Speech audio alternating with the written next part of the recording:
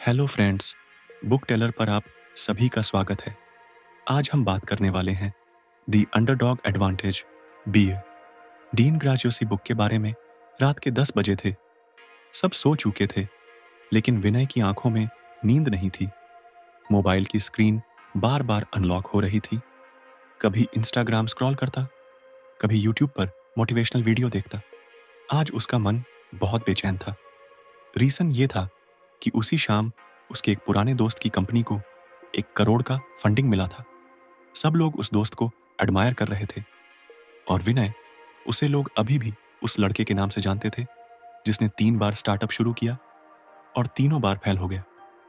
वो एक कोने में बैठा सोच रहा था, क्या मेरे अंदर कुछ कमी है?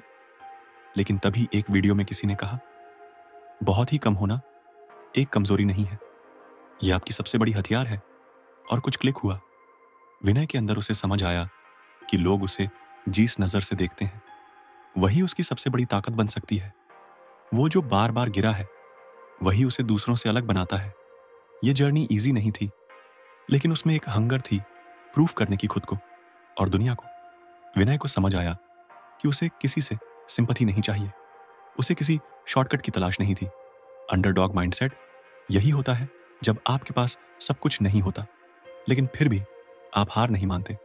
दूसरों को लगता है कि आप कमज़ोर हो, लेकिन अंदर ही अंदर आप उस आग से जल रहे होते हो जो किसी को दिखती नहीं।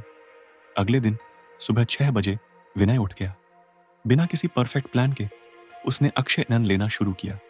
पहले दिन कुछ बेसिक रिसर्च की, दूसरे दिन एक आइडिया लिखा, तीसरे दिन एक छोटा प्रोटोटाइप बनाया। कोई बड़ी टीम नहीं थी, न फैंसी ऑफिस, एक पुराना लैपटॉप और रेंटेड रूम ही उसकी दुनिया थी। लेकिन इसी कयास में उसने क्लैरिटी ढूंढी। उसके पास कोई डिस्ट्रैक्शन नहीं था, कोई ईगो नहीं था, सिर्फ एक पर्पस था। जहां बाकी लोग एक एक कदम सोच कर चलते हैं, विनय ने डिसीजन जल्दी ली। गलती हुई तो सीखा और आगे बढ़ा। अंडरडॉग्स परफेक्ट नहीं होते, लेकिन वो एक्शन लेने में सबसे तेज होते हैं, और यही उनकी सुपर पावर होती है, रिसोर्सफुलनेस। विनय ने भी वही किया। वो चीज़ें खुद सीखने लगा, कोडिंग, मार्केटिंग, डिजाइनिंग, यूट्यूब से, फ्री कोर्सेज से, और गलती करके धीरे धीरे उसकी ऐप शेप लेने लगी। उसने अपने पुराने कॉन्टैक्ट्स को ईमेल किया। कुछ लोगों ने इग्नोर किया, कुछ ने जवाब दिया, लेकिन फर्क नहीं पड़ा। अंडरडॉग होने का मतलब होता है कि आप अप्रूवल का इंतजार नहीं करते, आप खुद अपने रास्ते बनाते हो। कुछ महीने बाद उसकी ईएनपी ने पहले 100 यूजर्स क्रॉस किए, फिर 500, फिर 1000। ये कोई ओवरनाइट सक्सेस नहीं थी, लेकिन ये हर उस दिन का रिजल्ट था जब उसने थकने के बाद भी काम किया। वो डेज जब सबने कहा, अरे ये तेरे बस का नहीं है, लेकिन उसी रिजेक्शन ने उसे और हंगर दी। अंडरडॉग माइंडसेट का सबसे बड़ा हथियार यही होता है, वेपनिस्ट ह्यूमिलिटी।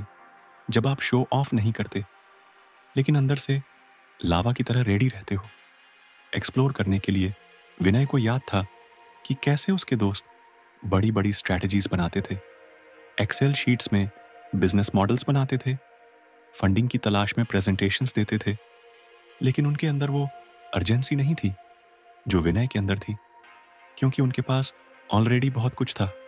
वो कुछ खोने से डरते थे, लेकिन विनय के पास खोने को कुछ नहीं था। यही उसकी फ्रीडम थी। ओवरडॉग्स प्लानिंग में फंस जाते हैं, पर अंडरडॉग्स एक्शन में बिलीव करते हैं। विनय ने भी वही किया। जब उसका प्रोडक्ट एक इन्वेस्टर तक पहुंचा, तो उस इन्वेस्टर ने पहली बार पूछा, तू अकेले इतना सब कैसे मैनेज कर रहा है? और विनय ने बस इतना कहा, क्योंकि मेरे पास दूसरा ऑप्शन नहीं था। अंडरडॉग होना कभी कभी सबसे बड़ी ब्लेसिंग होती है, क्योंकि तब आप एंटाइटलमेंट से नहीं, भूख से ड्राइवन होते हो। आपकी हर सक्सेस हार्ड अर्नेड होती है। कोई शॉर्टकट नहीं, कोई स्पेशल ट्रीटमेंट नहीं, बस मेहनत, इंस्टिंक्ट, ऑनर, गट्स। आज विनय की कंपनी एक अच्छे लेवल पर है, लेकिन जब भी कोई उससे पूछता है, तेरी सक्सेस का सीक्रेट क्या है, तो वो बस मुस्कुराता है और कहता है, मैं अंडरडॉग था और यही मेरी ताकत थी। ये कहानी सिर्फ विनय की नहीं है, हम सब की हो सकती है। हम सब किसी ना किसी पॉइंट पर अंडर एस्टिमेटेड हुए हैं। लोगों ने हमारी वर्थ को कमाका है, लेकिन वहीं से असली गेम शुरू होता है। अगर दुनिया आपको अंडर एस्टिमेट करती है तो यूज़ लाइटली मत लो, यूज़ करो। उसी अंडर एस्टिमेट को फ्यूयल बनाओ। वही फायर है जो आपको डेंजरस बनाती है। अंडरडॉग माइंडसेट कोई स्ट्रैटेजी नहीं है, ये एक एटीट्यूड है। जब आप बिलीव करते हो कि आपकी कमी ही आपकी पावर है, जब आप अप्रूवल नहीं इम्पैक्ट चाहते हो, जब आप परफेक्ट प्लान नहीं पूरे एक्शनन में भरोसा रखते हो, तो अगली बार जब कोई तुम्हें छोटा समझे, खुद को रिमाइंड करना तुम डेंजरस हो, क्योंकि तुम अंडरडॉग हो and that is your biggest advantage. क्या तुम भी वो फायर महसूस कर रहे हो? बारिश की वो हल्की सी बूंदें खिड़की के शीशे पर गिर रही थीं और विनय खामोशी से अपने पुराने डायरी के पन्ने पलट रहा था। आज उसका माइंड बहुत रिफ्लेक्टिव था। कुछ दिन पहले एक पॉडकास्ट में किसी ने कहा था, noise, your story is your strength. और तब से वो बार बार यही सोच रहा था, क्या मेरी कहानी भी मेरी ताकत हो सकती है? वो डायरी में एक पुराना पेज था, 2017 की एंट्री लिखा था, आज फिर जॉब इंटरव्यू में रिजेक्ट हो गया। पापा की नज़रें मुझसे सवाल कर रही थीं, लेकिन मेरे पास कोई जवाब नहीं था। शायद मैं ही एनफ नहीं हूं। उस पेज को पढ़ते ही एक चुभन सी हुई विनय के सीने में, लेकिन फिर उसी पल एक हल्की सी मुस्कान भी आई। अगर आपको हमारी फ्री समरी अच्छी लगती है तो आप हमारे चैनल को सब्सक्राइब कर सकते हैं। अब समरी पर वापस चलते हैं, क्योंकि आज उसी रिजेक्शन ने उसे एक नया रास्ता दिखाया था। वो समझ चुका था कि उसकी जर्नी में जो भी गलतियां हुई, जो भी स्ट्रगल रही, वो सब उसकी कमजोरी नहीं बल्कि क्रेडिबिलिटी थी। वो दिनों दिन फेल्योर फेस करता रहा, लोगों की जजमेंट झेलता रहा, क्नॉइस, लेकिन आज अगर लोग उससे जुड़ते हैं तो उसी रीजन से, क्योंकि वो भी टूटा था, फिर भी उठ खड़ा हुआ था। कुछ दिनों पहले एक कॉलेज ने उसे गेस्ट स्पीकर बनाकर बुलाया था। विनय थोड़ा हेजिटेंट था। उसे लगा, मैं कौन होता हूं दूसरों को कुछ सिखाने वाला? लेकिन जैसे ही उसने बोलना शुरू किया, उसकी आंखें नम हो गईं। उसने सबसे पहले यही कहा, मैं कोई एक्सपर्ट नहीं हूं, बस एक लड़का हूं जिसने काफी बार हार मानी, लेकिन फिर भी रुका नहीं। और साइलेंस के बाद तालियों की आवाज आई, इतनी जेन्युइन कि वो खुद भी हैरान हो गया। वहां बैठे कई स्टूडेंट्स के चेहरे पर उसे वही डर, वही कन्फ्यूजन दिखा जो एक वक्त पर उसके अंदर था। और उसने वहां रियलाइज किया कि जब हम अपने मैस को शेयर करते हैं, तभी लोग हमसे ट्रूली कनेक्ट करते हैं।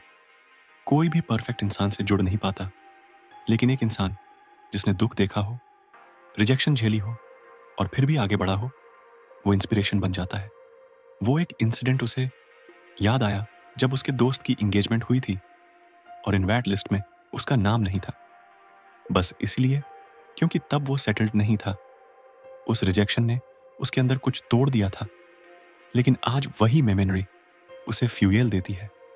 विनय अब अपने टॉक्स में ओपनली ये स्टोरीज शेयर करता है, बिना डर के, बिना शेम के, क्योंकि अब वो जानता है स्कार्स छुपाने के लिए नहीं होते, दिखाने के लिए होते हैं। जब विनय ने अपनी फर्स्ट स्टार्टअप जर्नी की कहानी एक यूट्यूब वीडियो में शेयर की, जहां वो ओपनली बताता है कि कैसे उसने 40,000 रुपए उधार लेकर तो प्रोजेक्ट शुरू किया था, कैसे इलेक्ट्रिसिटी बिल देने के लिए उसे फ्रीलांसिंग करनी पड़ी और कैसे क्लाइंट ने उसे धोखा दे दिया, तो उस वीडियो पर हजारों लोगों ने कमेंट किया, भाई ये कहानी हमारी भी है। और वहीं उसकी ग्रोथ का नया चैप्टर शुरू हुआ। उसे समझ आ गया कि लोग मोटिवेशन से नहीं, रिलेटेबिलिटी से इंस्पायर्ड होते हैं। जब वो देखते हैं कि तुम भी उन्हीं रास्तों से गुजरे हो जिनसे वो अभी गुजर रहे हैं, तब उनका ट्रस्ट बनता है। और ये ट्रस्ट कोई डिप्लोमा या सर्टिफिकेट नहीं दे सकता, ये सिर्फ तुम्हारी कहानी देती है। अब जब कोई उससे पूछता है, ब्रो मुझे लगता है मेरा पास्ट बहुत मेस्ड अप है, मैं कैसे आगे बढ़ूं, तो वो कहता है, यार तू इस मैस को पॉलिश मत कर, उसे ऑनेस्टली बता, वही तो तेरा मैजिक है। विनय मानता है कि उसकी सबसे बड़ी स्ट्रेंथ है उसका रॉ होना, उसका सच बोलना। एक दिन उसे एक स्कूल में बुलाया गया जहां बच्चे टफ बैकग्राउंड से थे। उसने वहां जाकर कोई बिजनेस मॉडल या सक्सेस टिप्स नहीं बताए, उसने बस अपनी जिंदगी के वो हिस्से बताए जिन्हें सुनकर लोग यूजुअली सिंपैथी दिखाते हैं। लेकिन यहां लोगों ने उसे हीरो समझा क्योंकि उन्होंने खुद को उसकी कहानी में देखा। विनय ने अब अपने स्टोरी को छुपाना छोड़ दिया है। अब जब वो इन्वेस्टर से मिलता है तो बताता है, मैं एक छोटे टाउन से हूँ जहाँ लोग ड्रीम करना भी लग्जरी समझते हैं, लेकिन मैं वही ड्रीम लेकर आपके सामने बैठा हूँ। और यही उसकी ऑथेंटिसिटी बन जाती है। अंडरडॉग माइंडसेट के बाद विनय ने यह जाना कि उस माइंडसेट को सस्टेन करने के लिए ज़रूरी है अपनी स्टोरी को अपनाना, अपने पास्ट को अपना आर्मर बनाना कि बर्डन। हर बार जब किसी ने उसे नीचा दिखाया या उसका मजाक उड़ाया, वो लाइंस अब उसके स्पीच के पार्ट है, क्योंकि अब वो उनसे डरता नहीं, उन्हें ऑन करता है। और शायद यही डिफरेंस होता है एक फेक और रियल इंसान में। फेक लोग अपने दाग छुपाते हैं, रियल लोग उन्हें प्राउडली पहनते हैं, क्योंकि उन्हें पता होता है कि वही दाग लोगों से उन्हें जोड़ते हैं। आज विनय की लाइफ ग्लैमरस नहीं है, लेकिन ग्राउंडेड है क्नॉइस। वो जानता है कि लोग उससे इसलिए नहीं जुड़ते क्योंकि वो सक्सेसफुल है, बल्कि इसलिए जुड़ते हैं क्योंकि वो रियल है। और यही उसकी सबसे बड़ी जीत है। तो अगर तुम भी सोचते हो कि तुम्हारा पास्ट तुम्हें पीछे खींचता है, तो रुको और सोचो, शायद वही पास्ट तुम्हारा सबसे बड़ा पावर है क्नॉइस। उसे छुपाओ मत, उसे सुनाओ, क्योंकि तुम जितना रियल बनोगे उतना रिलेटेबल बनोगे। और दुनिया को आज मोटिवेशन से ज्यादा ऑथेंटिसिटी की जरूरत है, क्योंकि हर कहानी में एक ताकत होती है, बस उस कहानी को अपनाने की हिम्मत होनी चाहिए। और जब वो हिम्मत आती है, तब तुम सिर्फ इंसान नहीं रहते, इंस्पिरेशन बन जाते हो। विनय अब एक नई डिलेमा में था। पिछले कुछ हफ्तों में उसकी कहानी ने लोगों को टेंच करना शुरू कर दिया था। उसकी टॉक्स, यूट्यूब वीडियो और लिखी गई कुछ ऑनेस्ट पोस्ट्स को धीरे धीरे लोग नोटिस करने लगे थे। लेकिन अब उसे अंदर ही अंदर एक चीज चुभ रही थी, पैसे की कमी।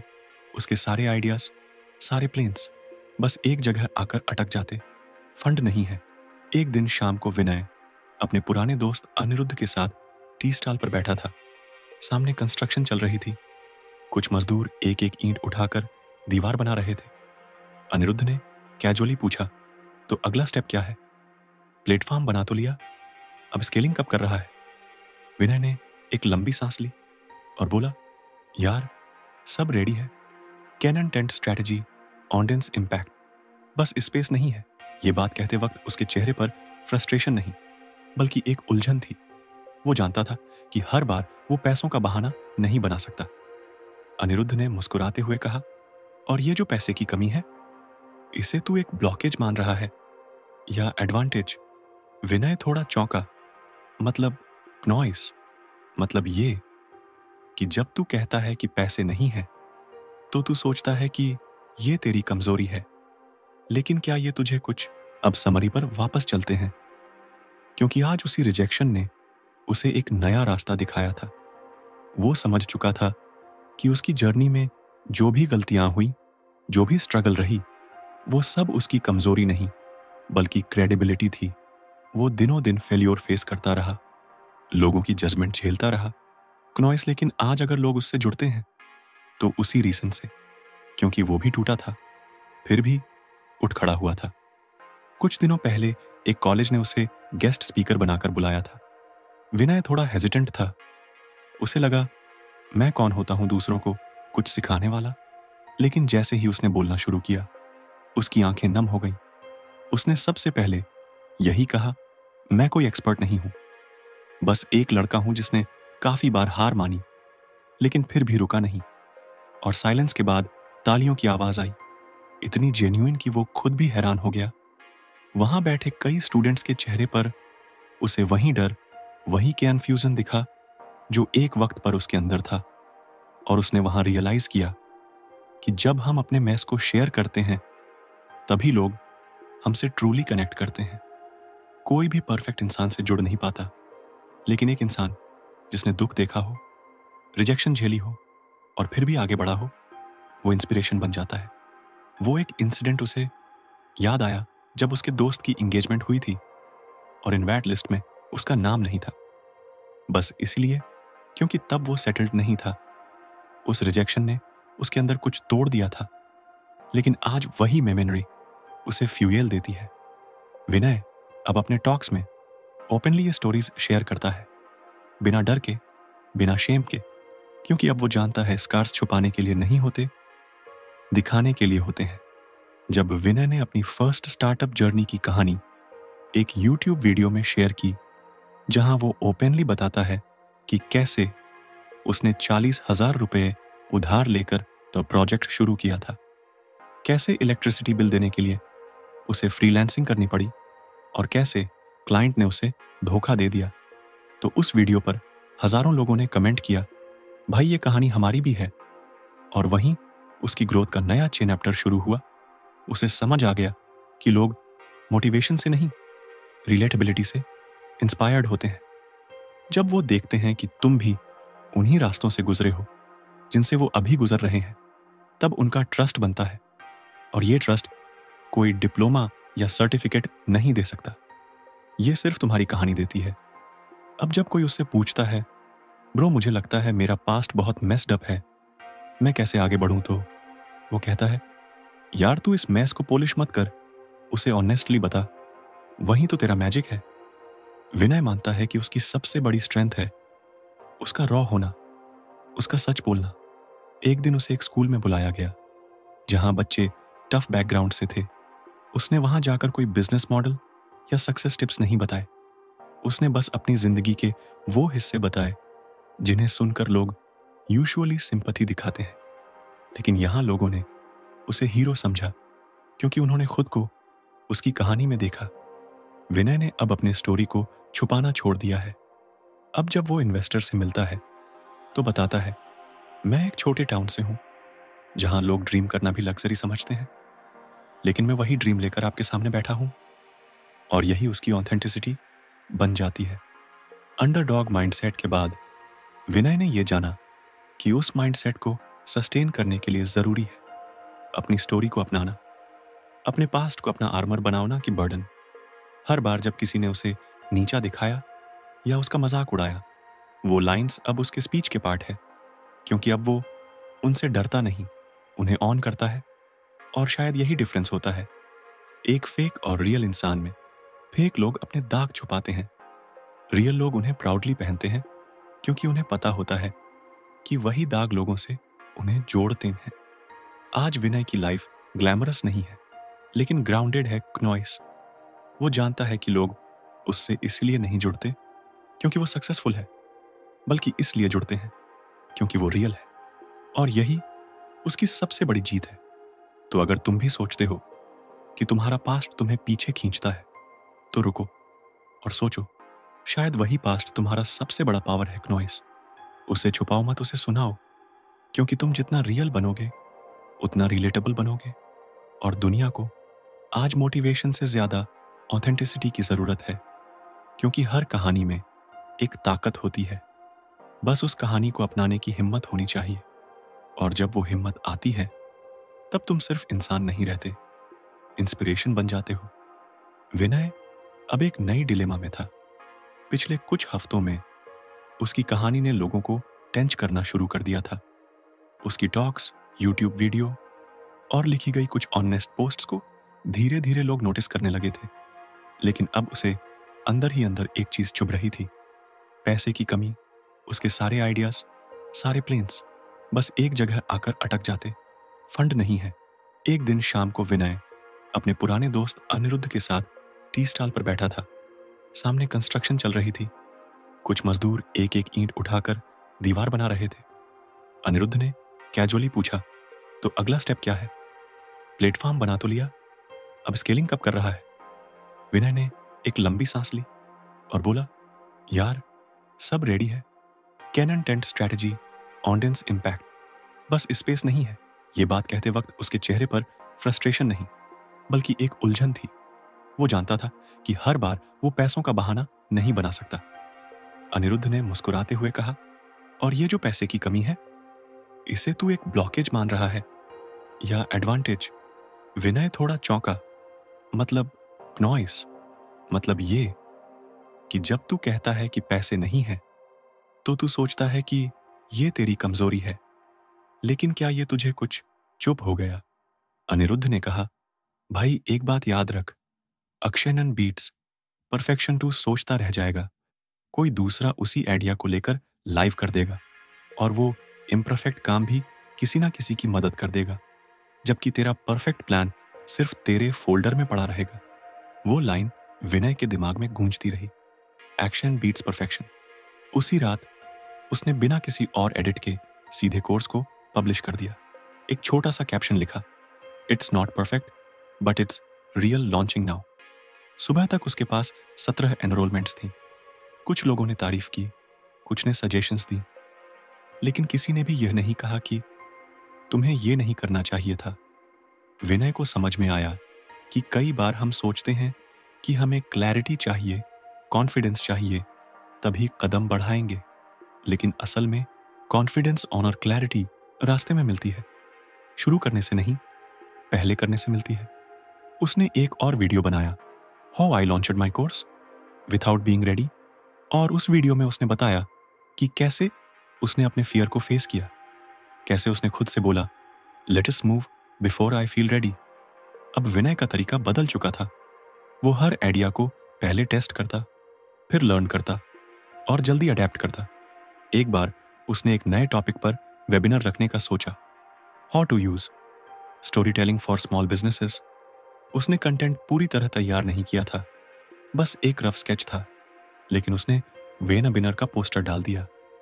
सैटरडे 6 बजे शाम। अब पीछे हटने का ऑप्शन ही नहीं था। 2 दिन में उसने कोर पॉइंट्स तैयार की और वेबिनार में ऐसा एनर्जी से डिलीवर किया कि पार्टिसिपेंट्स ने कहा, it was your best session. Yet उसने उस दिन जाना कि प्रिपरेशन जरूरी है, लेकिन परफेक्शन का इंतजार करना सिर्फ एक बहाना है। उसने अपने ऑफिस की दीवार पर एक लाइन लिखी, start messy, learn fast, adjust quickly, scale smart. अब उसका हर लॉन्च इसी फॉर्मूला पर होता था। चाहे कोई नया पॉडकास्ट हो, ई बुक हो या कोलैब, वो पहले स्टार्ट करता, फिर रास्ते में रीफैन करता। एक दिन एक बिगिनर क्रिएटर ने उससे पूछा, सर मैं सोच रहा हूं कि अपना पहला वीडियो अपलोड करूं, लेकिन मेरी आवाज स्पष्ट नहीं है, लाइट भी अच्छी नहीं है, बैकग्राउंड भी सिंपल है। विनय ने सीधा जवाब दिया, और अगर ये सब होता भी तो क्या गारंटी है कि लोग देखेंगे? सक्सेस का सीक्रेट है डू इट एनीवे। अगर तुम एक्शन नहीं लोगे तो तुम कभी नहीं जान पाओगे कि क्या काम करता है और क्या नहीं। उसने बताया कि उसका पहला वीडियो लिटरली एक ब्रोकन ट्राइपॉड पर रखा हुआ फोन था। बैकग्राउंड में फैन की आवाज थी और उसका बोलने का कॉन्फिडेंस भी शेकी था, लेकिन उस वीडियो ने उसे रियल फीडबैक दिया और वही फीडबैक उसकी ग्रोथ का फाउंडेशन बना। अब वो खुद को फास्ट मूवर कहता था। उसकी फिलॉसफी सिंपल थी, done is better than perfect, launch then learn fail, fast fix faster. उसे ये भी समझ आ गया था कि जब तक हम खुद को एक्शन में नहीं डालते, हमारा दिमाग हर प्रॉब्लम को बढ़ा दिखाता है, लेकिन जैसे ही हम कदम बढ़ाते हैं, वो फियर नॉइस धीरे धीरे छोटा होता जाता है। उसने खुद से एक नया प्रॉमिस लिया, अब कोई भी आइडिया 3 दिनों से ज्यादा नहीं रुकेगा। इस नए रूल ने उसकी प्रोडक्टिविटी को एक्सप्लोर कर दिया। हर हफ्ते उसका कुछ नया आउटपुट होता, एक ब्लॉग, एक मिनी कोर्स, एक फ्री रिसोर्स, एक न्यूज़लेटर या एक कोलैब नॉइस। लोग पूछने लगे, इतना सब मैनेज कैसे करते हो? वो सिर्फ मुस्कुराकर कहता, मैं प्लान नहीं करता, मैं करता हूं। अब विनय की स्टोरी उन लोगों को इंस्पायर कर रही थी जो बस सोचते रहते थे लेकिन एक्शन न लेने से डरते थे। उसकी जर्नी अब एक रिमाइंडर बन गई थी कि हम जो करने से डरते हैं, असल में वही हमें करना चाहिए। और क्लैरिटी, कॉन्फिडेंस, परफेक्शन, ये सब तब मिलते हैं जब हम चलना शुरू करते हैं। और अब जब भी कोई उसे कहता, मुझे पहले थोड़ा और परफेक्ट होना है, फिर शुरू करूंगा, तो विनय एक ही बात कहता, चलो पहले इम्परफेक्ट स्टार्ट करते हैं, बाद में परफेक्ट दिखेंगे। विनय की कहानी अब उस मुकाम पर पहुंच चुकी थी जहां उसे क्लैरिटी मिल चुकी थी कि उसे क्या करना है और कैसे करना है। वह जान चुका था कि परफेक्शन का इंतजार करने से कुछ नहीं होता, एक्शन ही असली गेम चेंजर है। लेकिन अब उसके सामने एक और शटल चैलेंज था, वैलिडेशन की जरूरत, परमिशन की आदत। एक दिन विनय ने सोचा कि उसे अपना खुद का पॉडकास्ट शुरू करना चाहिए, दी अंडरडॉग डायरीज नाम से। उसमें वह अपनी जर्नी शेयर करेगा और दूसरों को भी इनवाइट करेगा जो बिना किसी बड़ी पहचान के कुछ बड़ा कर रहे हैं। लेकिन जैसे ही उसने माइक उठाया, उसका दिमाग फिर से सवालों से भर गया। क्या मैं ऐसा करने के लायक हूं? किस अथॉरिटी से मैं ये बोल रहा हूं? क्या मुझे किसी एक्सपर्ट की परमिशन लेनी चाहिए? उसे वो स्कूल की मेमोरीज याद आई, जहां हर चीज के लिए परमिशन लेनी पड़ती थी। May I go to the washroom? Can I speak now? उसी हैबिट ने उसे अंदर से कंडीशन कर दिया था कि कोई काम शुरू करने से पहले अप्रूवल जरूरी है। उसने अपने माइंड से पूछा, किसका इंतजार कर रहा हूं मैं? वहीं से उसकी सोच में बड़ा बदलाव शुरू हुआ। विनय ने खुद को मिरर में देखा और बोला, मैं खुद को परमिशन देता हूं। मैं अपनी जर्नी का एक्सपर्ट हूं। किसी और से पूछने की जरूरत नहीं। उस दिन उसने अपना पहला पॉडकास्ट एपिसोड रिकॉर्ड किया, बिना किसी फैंसी इंट्रो के, बिना बैकग्राउंड म्यूजिक के, बस एक रॉ ऑनेस्ट कॉन्वर्सेशन, और उसे अपलोड कर दिया। स्पॉटिफाई पर 2 दिन में 100 से ज्यादा लोग सुन चुके थे। कुछ लोगों ने मैसेज किया, भाई आपने जो बोला वो दिल छू गया। विनय को समझ आया, लोग अथॉरिटी नहीं, ऑथेंटिसिटी ढूंढते हैं। उसने खुद को सेल्फ सर्टिफाइड मान लिया। अब वो हर नई चीज करने से पहले किसी से अप्रूवल नहीं मांगता था। जब उसे एक नया वर्कशॉप आइडिया आया, कैसे एक व्यक्तिगत ब्रांडी बनाए बिना किसी प्रसिद्ध के, तो उसने ना किसी मेंटर से पूछा, ना किसी एक्सपर्ट से वैलिडेट करवाया। उसने खुद से पूछा, क्या मेरा एक्सपीरियंस रियल है? क्या मैंने वो चीज खुद सीखी है? क्या मैं उसे ईमानदारी से शेयर कर सकता हूं? और जब जवाब मिला हाँ, तो बस शुरू कर दिया।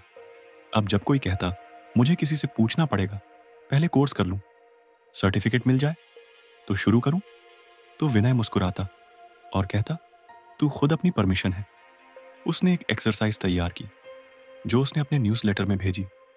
स्टेप 1, मिरर में देखो और बोलो, मुझे किसी और की जरूरत नहीं है, मैं खुद से अप्रूवल लेता हूं। स्टेप 2, आज ऐसा एक काम करो जो तुमने बस इसलिए नहीं किया क्योंकि किसी ने अब तक हाँ नहीं कहा था। स्टेप 3, रिजल्ट की परवाह मत करो, प्रोसेसर एंजॉय करो। इस सिंपल माइंडसेट शिफ्ट ने उसकी लाइफ में सब कुछ बदल दिया। पहले जहां वो प्रोजेक्ट्स को सिर्फ इसलिए टाल देता था क्योंकि किसी ने एनकरेज नहीं किया, अब वो बिना रुके लॉन्च कर देता था। उसके एक दोस्त शिवम, जो हमेशा वीडियो कंटेंट बनाना चाहता था लेकिन डरता था कि मैं एक्टर थोड़ी हूं, मेरे पास डीएसएलआर नहीं है, लोग क्या सोचेंगे। विनय ने उससे सिर्फ एक लाइन कही, तेरा फ्यूचर कोई गेटकीपर अनलॉक नहीं करेगा, खुद ही चाबीपन। शिवम ने उसी दिन फोन से एक वीडियो बनाया, थोड़ा हिचकिचाते हुए, थोड़ा मुस्कुराते हुए, लेकिन रियल था और सरप्राइजिंगली लोगों को वही पसंद आया। क्नॉइस अब वो हर हफ्ते रील्स बना रहा था और उसकी ऑडियंस बढ़ रही थी। विनय की फिलॉसफी सिंपल थी, कोई नहीं आएगा बचाने, कोई सर्टिफिकेट नहीं मिलेगा, रेडी होने का खुद को खुद से मान्यता दो। उसने अपने नोशन बोर्ड पर एक सेक्शन बनाया, नो परमिशन नीडेड आइडियाज। वहां वो हर वो आइडिया डालता जो बस इस डर से रुका हुआ था कि किसी ने अब तक अलाउ नहीं किया, और अब वो लिस्ट एक एक करके खाली कर रहा था। एक दिन उसने अपने फॉलोअर्स से पूछा, आपने कब खुद को परमिशन दी थी कुछ नया करने की? और रिस्पॉन्सेस दिल छू लेने वाले थे। किसी ने म्यूजिक शुरू किया, किसी ने थेरेपी ली, किसी ने ट्रैवल ब्लॉग बनाया, और किसी ने पहली बार अपने दिल की बात लिखी। विनय को एहसास हुआ कि दुनिया में हजारों लोग हैं जो बस किसी के हाँ का इंतजार कर रहे हैं, लेकिन जिस दिन वो समझते हैं कि उन्हें किसी हाँ की जरूरत नहीं है, उस दिन असली आजादी शुरू होती है। क्नॉइस। अब विनय का हर सेशन इसी मैसेज से शुरू होता था, तुम्हें किसी की परमिशन की जरूरत नहीं, बस खुद से शुरू करो। उसने अपने लैपटॉप के वॉलपेपर पर बोल्ड फॉन्ट में लिखा, डोंट वेट, इनिशिएट। अब जब भी उसका मन पीछे हटने की कोशिश करता या वैलिडेशन की तलाश करता, वो खुद से कहता, मैं स्वप्रमाणित हूं, लेट्स गो। क्योंकि उसने जान लिया था, दुनिया की सबसे बड़ी ताकत होती है जब तुम खुद को हाँ कहने लगते हो। विनय अब जिंदगी के उस मोड़ पर था जहां बाहर की चीजें उसे डराती नहीं थी, लेकिन अंदर का एक कोना अब भी चुप था। ऐसा कोना जो अक्सर अकेले में सामने आ जाता, बचपन की यादों के रूप में। कुछ तकलीफें जो उसने कभी जुबान पर नहीं लाई। जब भी वो बहुत अच्छा परफॉर्म करता, कुछ अचीव करता, फिर भी उसके अंदर से एक हल्की सी उदासी उठती, जैसे कोई पुराना जख्म धीरे से याद दिला रहा हो कि मैं अब भी हूं। क्नॉइस। एक शाम वो अपनी छत पर बैठा था। ठंडी हवा चल रही थी, हाथ में कॉफी और सामने एक डायरी। वही डायरी जिसमें वो अपने आइडियाज और लर्निंग लिखता था। उसने खुद से पूछा, क्या मेरी जिंदगी में जो फायर है वो सिर्फ एम्बिशन से आई है, या कहीं उस पेन से भी? धीरे धीरे उसे रियलाइज हुआ कि उसके सबसे बड़े एक्शंस, सबसे बोल्ड स्टेप्स तब आए जब उसे अंदर से सबसे ज्यादा दर्द हुआ था। उसे अपना बचपन याद आया, जब उसके पापा बिजनेस में फेल हो गए थे और घर की हालत अचानक बदल गई थी। स्कूल की फीस भरने में दिक्कत, मम्मी का सुबह सुबह सबके लिए टिफिन बनाकर ट्यूशन जाना, और वो दिन जब उसने अपने दोस्त की बर्थडे पार्टी में सिर्फ इसलिए हिस्सा नहीं लिया क्योंकि उसके पास गिफ्ट खरीदने के पैसे नहीं थे। उसने उस रात पहली बार खुद से एक गहरी बात लिखी, मेरा दर्द ही मेरी दिशा बन गया। वो समझ चुका था कि उसका वो हंगर, वो जोश जो रेस्ट नहीं करता था, वो सिर्फ एम्बिशन नहीं था। वो एक जिद थी कि जो तकलीफ उसने सही है वो उसके फ्यूचर को डिफाइन नहीं करेगी, वो उसे ड्राइव करेगी। अब जब भी वो किसी चैलेंज के सामने होता, वो अपने पुराने जख्मों को याद करता, लेकिन इस बार वो दर्द उसे रोकता नहीं था। वो दर्द उसे धक्का देता था आगे बढ़ने का। वो कहता था, अगर मैं उस फेज से निकल गया हूं जहां मेरी मां को रिश्तेदारों से उधार मांगना पड़ा था, तो आज का कोई भी रिजेक्शन मुझे नहीं तोड़ सकता। उसने अपने एक कोचिंग सेक्शन में ये कॉन्सेप्ट इंट्रोड्यूस किया, turn your wants into work. उसने लोगों से कहा, अपने पुराने जख्मों को ढूंढो, वो पल जहां तुम टूटा महसूस कर रहे थे, अब उसे देखो और सोचो, उस दर्द ने तुम्हें क्या सिखाया? क्या उस वक्त जो कमी थी वही आज तुम्हारा स्ट्रेंथ बन सकती है? एक लड़की ने शेयर किया, मैं बचपन में बहुत इग्नोरेड महसूस करती थी, अब मैं दूसरों की इमोशंस जल्दी समझ लेती हूँ। क्नॉइसर थेरेपिस्ट बनना चाहती हूँ। एक लड़के ने कहा, पापा एब्यूसिव थे और मैं हमेशा डर में रहता था, अब मैं खुद को काम रखना सीख चुका हूँ और दूसरों को इमोशनल स्ट्रेंथ सिखाना चाहता हूँ। विनय ने देखा, हर इंसान के अंदर वो स्पार्क होता है, बस वो दबा होता है जख्मों के नीचे। अब उसने अपने पॉडकास्ट का एक नया सीजन शुरू किया, पेन टू पावर, जिसमें हर गेस्ट से वो सिर्फ एक सवाल पूछता, आपकी सबसे बड़ी तकलीफ क्या थी और उसने आपको क्या बनाया? वो एपिसोड वायरल हो गया, लोग रिलेट कर पाए क्योंकि सबने कहीं ना कहीं वो दर्द जिया था, बस कोई उनसे ये सवाल नहीं पूछता था। विनय अब इस बात को स्ट्रांगली बिलीव करता था, दर्द को दबाना नहीं है, सुनना है, समझना है और फिर उसे फ्यूयल बनाना है। उसने अपने पुराने फोटो एल्बम से एक तस्वीर निकाली जिसमें वो 9 साल का था, थोड़ा डरा हुआ, कमजोर। उसने वो तस्वीर अपनी वर्क डेस्क पर रख दी ताकि हर बार वो पीछे देखे और बोले, तेरे लिए ही लड़ रहा हूं मैं। अब जब भी कोई उसे कहता, मुझे मोटिवेशन नहीं मिलती, वो बस एक जवाब देता, अपने सबसे बड़े दुख को याद करो। अब सोचो, क्या तुम उसे दोहराना चाहते हो या उसे जीत में बदलना चाहते हो? उसने एक छोटा सा मात्रा बनाकर अपनी कम्युनिटी में सर्कुलेट किया, feel it, face it, fuel it. मतलब उस दर्द को फील करो, उसे इग्नोर मत करो, फिर उसे फेस करो, भागो मत, और फिर उसे फ्यूएल बना दो, अपनी मोटिवेशन, अपनी क्लैरिटी, अपना वह। क्योंकि विनय जान चुका था, हमारे जख्म हमारी कमजोरी नहीं, हमारी वजह बन सकते हैं अगर हम उन्हें कहानी में बदल दें। अब उसके वर्ड्स में मैच्योरिटी थी, उसकी आंखों में एक हल्का सा दर्द और बहुत गहराई, क्योंकि वो जान गया था, पेन भी गिफ्ट हो सकता है अगर तुम उसे हथियार बना सको। और अब उसका नया मोटो था, मैं अपने जख्मों से शर्मिंदा नहीं, शुक्रगुजार हूं, उन्होंने ही मुझे मेरी आग दी है। अब विनय की लाइफ एक ऐसे मोड़ पर आ चुकी थी जहां वो बाहर से नहीं, अंदर से ग्रो कर रहा था। उसके पॉडकास्ट सक्सेसफुल हो चुके थे, वर्कशॉप्स में लोग उससे इंस्पायर होकर एक्शन ले रहे थे और सोशल मीडिया पर उसकी प्रेजेंस लगातार बढ़ रही थी। लेकिन एक सवाल जो हर बार उससे पूछा जाता, आपने कहाँ से सीखा? ये सब हर कोई ये मानता कि शायद विनय ने कोई एमबीए किया होगा, शायद किसी टॉप यूनिवर्सिटी से कोई बिजनेस कोर्स किया होगा। लेकिन जब विनय मुस्कुराकर कहता, मैंने तो जिंदगी से सीखा है, तो लोग थोड़ा कंफ्यूज हो जाते, थोड़ा इंस्पायर्ड भी। दिन एक इंटरव्यू में एक लड़की ने पूछा, आपको कभी लगा नहीं कि आपके पास फॉर्मल डिग्री नहीं है, तो शायद आप कम क्वालिफाई करते हो? विनय ने थोड़ी देर सोचा, फिर बोला, मुझे ये बात कई बार सुननी पड़ी थी। स्कूल में एवरेज स्टूडेंट था, कॉलेज बरेली पास किया, लेकिन एक चीज मैंने बहुत गहराई से सीखी, खुद से सीखना। जो मुझे सिस्टम नहीं सिखा पाया, वो मैंने बुक्स, मेंटर्स और फेल्योर से सीखा। उसे याद आया वो दिन जब उसने पहला बिजनेस शुरू किया था, बिना किसी प्लान, बस यूट्यूब के कुछ वीडियो देखकर। पहले 2 बार फेल हुआ, पैसे डूबे, कॉन्फिडेंस, लेकिन हर बार वो बेक आया। नए एक्सपेरिमेंट के साथ, नई समझ के साथ उसने एक बात समझी, जब तुम खुद सीखने लगते हो तो तुम किसी सिस्टम या परमिशन के मोहताज नहीं रहते। उसने अपने सीखने के जर्नी को 3 हिस्सों में बांटा था।